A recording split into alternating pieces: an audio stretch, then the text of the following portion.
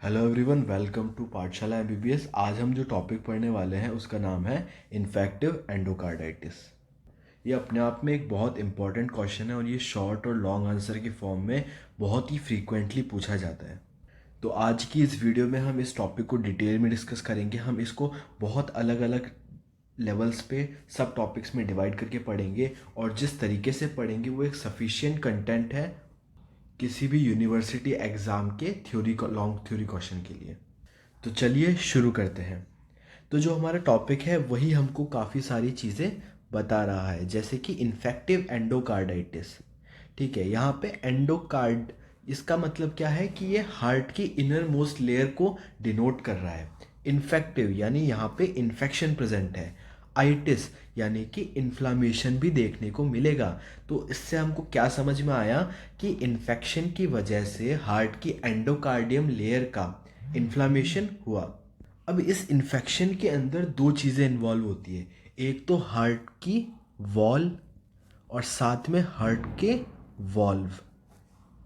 अब यहाँ पे इन्फेक्टिव वर्ड है यानी कि इन्फेक्शन की वजह से। तो इन्फेक्शन कराने वाले एजेंट भी कई तरीके हो सकते हैं। तो बेसिकली इन्फेक्शन कोई भी करा सकता है। इन्फेक्शन बैक्टीरिया के थ्रू भी हो सकता है, फंगल इन्फेक्शन भी हो सकता है, वायरल इन्फेक्शन भी हो सकता है। लेकिन ऐसा देखा गया है कि मोस्ट कॉमनली जो इन्फेक्शन होता है वो बैक्टीरियल इन्फेक्शन होता है। और बैक्टीरिया में भी कौन से bacterias? Staphylococcus aureus and streptococcus viridans. अब ये टॉपिक इतना ज़्यादा इम्पॉर्टेंट क्यों है? क्योंकि ये एक बहुत ही सीवियर कंडीशन है और ये लाइफ थ्रेटनिंग भी हो सकती है।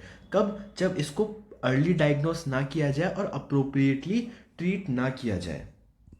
तो हम देख सकते हैं it is a infection of endocardial surface of heart, जहाँ पे हार्ट की वॉल इन्वॉल्व है और साथ में हाँ, अगर कोई प्रोस्थेटिक मटेरियल यूज्ड हुआ है, जैसे कि वॉल्व होते हैं, अगर वो माल फंक्शन कर जाते हैं तो या तो हम उसका रिपेयर करते हैं या फिर रिप्लेस करते हैं। दोनों ही कंडीशन में प्रोस्थेटिक मटेरियल यूज होता है, तो वो भी यहाँ पे इन्वॉल्व हो सकता है। इसको तीन चीज़ें कराती है, बैक्टीरिया, फंगस और वायरल इन्फेक्शन।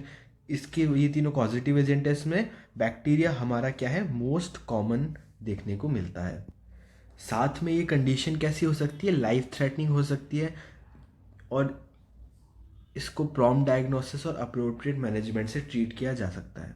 अगर इसके इटियोलॉजी और रिस्क फैक्टर्स की बात करें तो most common form of infective endocarditis होता है staphylococcus aureus and streptococcus viridans में, है ना। अब दोनों क्या है, बैक्टीरियल एंडोकार्डाइटिस का एग्जाम्पल है और बैक्टीरियो एंडोकार्डियल क्या है, मोस्ट कॉमन है। अब कौन से ऐसे लोग होते हैं जो इस डिजीज़ के लिए सबसे ज़्यादा प्रोन होते हैं, रिस्क में होते हैं?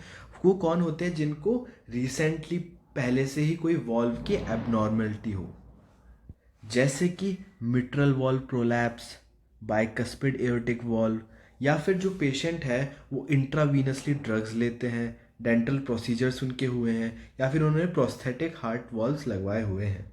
तो ये सब क्या हो जाते हैं, बहुत ज़्यादा प्रोन हो जाते हैं, रिस्क इनको बहुत ज़्यादा होता है कि इनको इन्फेक्टिव एंडोकार्डाइटिस हो सकता है।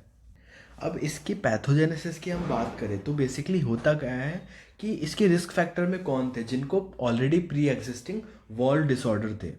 तो वॉल डिसऑर्डर की वजह से जो हार्ट की इनर वॉल थी वहाँ पे छोटी छोटी इंजरीज हो रखी थी, छोटे छोटे ऐसे ओपनिंग्स थी, पोर्स थे।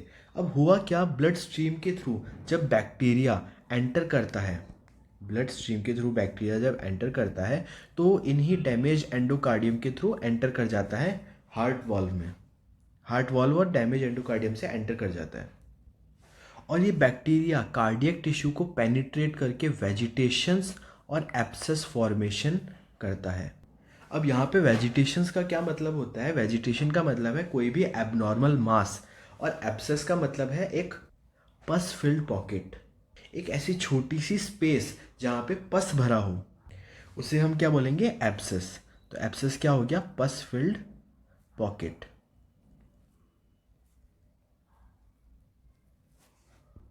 तो अब यहाँ पे क्या होगा कि बेसिकली हुआ क्या था, कार्डियक टिश्यू में पेनिट्रेशन हुआ। अब जो पेनिट्रेशन है, जो ओपनिंग है, उसको सील करा जाना चाहिए और उसको सील कौन कराएगा, फिब्रिन।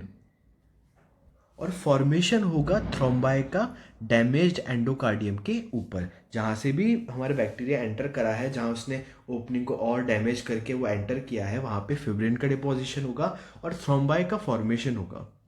अब जो इन्वेजन हुआ माइक्रो ऑर्गेनिज्म का, कौन से बैक्टीरिया का, स्ट्रेप्टोकोकस और स्टेफाइलोकोकस दोनों बैक्टीरिया का जो इन्वेजन हुआ, उससे हमारे वॉल्व्स डैमेज हो जाएंगे। The valvular structure can become damaged by direct invasion of microorganism, जिससे क्या होगा, हमारे जो वॉल्व के फंक्शंस हैं वो अब्रप्ट होंगे, उसका डिसफंक्शन होगा और साथ में स्ट्रक्चरल डैमेज भी होगा।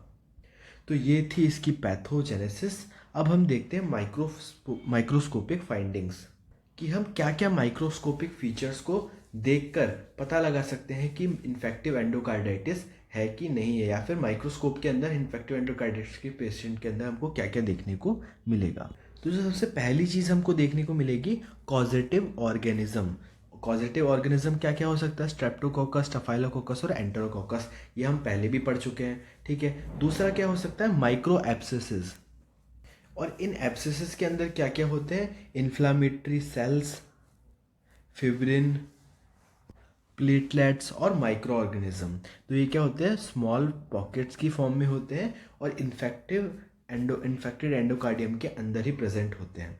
दूसरा, जो स्पोर के थ्रू हमारे बैक्टीरियाज एंटर किए थे और उन्होंने टिश्यू को डैमेज किया था, वहाँ पे सील होने लग जाएगी वो स्पेस, किसकी मदद से, फाइब्रिन और प्लेटलेट के डिपोजिशन से। अब इन केस जो हमारी कवरिंग बनी है फिब्रिन और प्लेटलेट डिपोजिशन से, वो टूट जाती है और वो ब्लड के अंदर फ्रीली फ्लोट करेगी, तो हमारा सेप्टिक इम्बोलाई हमको देखने को मिलेगा। तो यहाँ पे बेसिकली 4 माइक्रोस्कोपिक फीचर्स हमको देखने को मिले। पहला, हमको माइक्रो ऑर्गेनिज्म देखने को मिलेगा जो कि कॉजेटिव एजेंट है, बैक्टीरिया, स्ट्रेप्टोकोकस, स्टेफाइलोकोकस। दूसरा, हमको माइक्रो एब्सेसिस देखने को मिलेंगे, पस फिल्ड स्मॉल पॉकेट्स, ठीक है। तीसरा, जो स्पेस ओपन हुई थी उसको फिब्रिन और प्लेटलेट से कवर कर दिया जाएगा। और फोर्थ, सेप्टिक एम्बोलाई, अगर जो कवरिंग है वो टूट के गिर जाती है तो हमको सेप्टिक एम्बोलाई, ब्लड के अंदर टूट के गिर गई, उसको हम सेप्टिक एम्बोलाई बोलेंगे। तो ये 4 माइक्रोस्कोप की फीचर हमको देखने को मिलेंगे। अब वीडियो लंबा हो रहा है तो ये इसका पार्ट 1 है, और जो नेक्स्ट पार्ट है उसके अंदर हम इसके बचे हुए पॉइंट्स को कवर करेंगे, जिसके अंदर हम देखेंगे इसके microscopic morphological findings, clinical presentations, diagnosis, management, complication and prevention. मैं आशा करता हूँ कि आपको हमारा वीडियो अच्छे से समझ में आया होगा। अगर आपको समझ में आया तो आप चैनल को सब्सक्राइब कर सकते हैं, वीडियो को लाइक कर सकते हैं और अपने दोस्तों में इस वीडियो को शेयर कर सकते हैं, क्योंकि ज्ञान जितना बांटोगे उतना बढ़ेगा। धन्यवाद। आपका दिन शुभ हो।